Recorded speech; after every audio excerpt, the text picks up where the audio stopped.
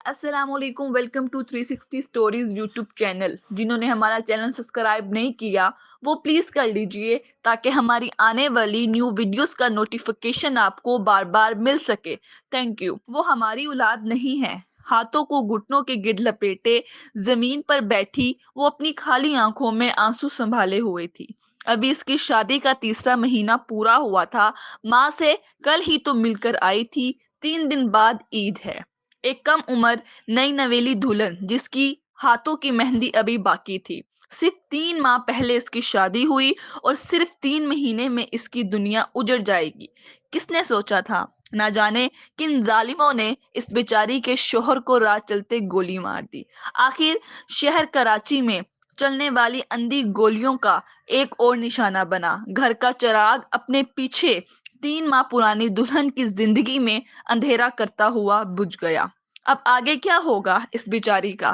ایسے ہزاروں سوال اس کے گرد گونج رہے تھے، پر وہ نہ جانے کس حواس میں تھی۔ شاید اپنے شوہر کو خود جنت تک چھوڑنے چلی گئی تھی، خاموش، بے جان اور بے بس۔ ہم سب نے بہت عرصے کے بعد ان کے گھر میں خوشیاں دیکھی تھی۔ اللہ اللہ کر کے اس کی 2 بہنوں کی شادی ہوئی تھی۔ ماں کو کچھ سکون قلب ملا تھا۔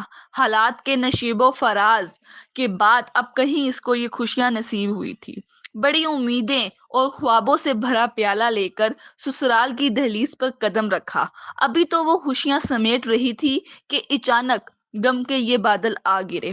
وہ سوچنے لگی کہ میری خوشیوں کی زندگی اتنی مختصر کیسے ہو سکتی ہے؟ میں تو ابھی اپنے حسین خوابوں کو اپنے خیالوں میں سجا رہی تھی۔ ایسا لگا جیسے آنکھ کھل گئی اور خواب چکنا چور ہو گئے۔ یہ کیا ہو گیا؟ اف میرے اللہ، میرا کیا قصور تھا؟ میری خوشیوں کی زندگی اتنی مختصر کیوں؟ اتنا بھی ستم کم نہ تھا کہ پتہ چلا اس بد نصیب کے اندر ایک جان پروان چڑھ رہی ہے۔ وقت اپنی کروٹ بدلتا رہا۔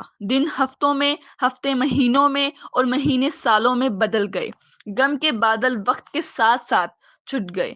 کچھ عرصے میں ایک ننھی پری نے اس کی زندگی میں آ کر دوبارہ رنگ بھر دیے اور وہ سب بھول کر اپنی بچی کی پرورش میں مصروف ہو گئی۔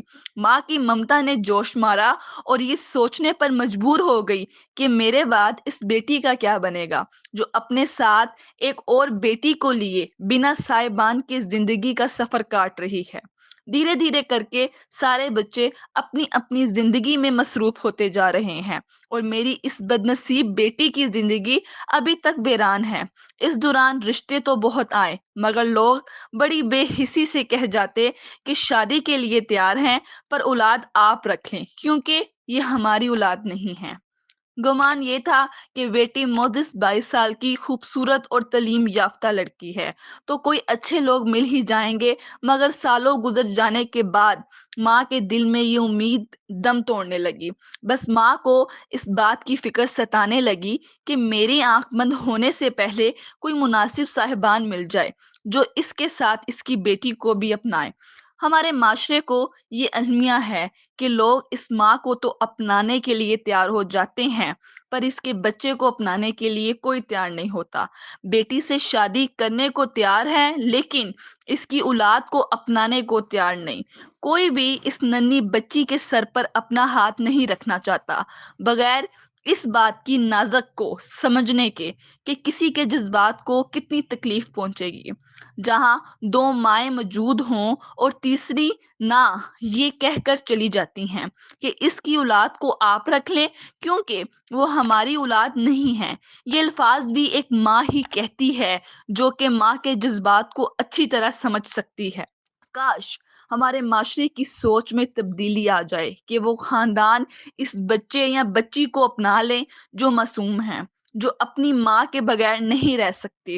اور یہ بات اکثر ہمارے دیندار لوگ بھی کہتے نظر آتے ہیں جبکہ وہ دین کو خوب اچھی طریقے سے سمجھتے ہیں، جانتے ہیں کہ سوتیلا والد بھی والد کے درجے پر فائز ہوتا ہے۔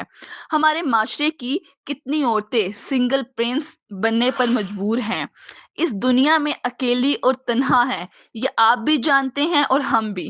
کاش ہمارے معاشرے کے لوگوں کی یہ جہالت والی سوچ ختم ہو جائے اور ماں کے ساتھ اس معصوم بچے کو بھی اپنانے پر تیار ہو جائیں تو کوئی بچہ اپنے والدین سے محروم نہیں رہے گا۔ اور اس طرح کی مجبور عورتیں جن کو کسی صاحبان کی ضرورت ہو اور وہ ایک عزت دار زندگی گزار سکیں۔ آج اگر میری اس بات سے کوئی ایک گھر بھی تبدیل ہو گیا تو اللہ کے بارگاہ میں سرخور ہو جاؤں گی، کیونکہ ہمیں اس تبدیلی کی شدید ضرورت ہے۔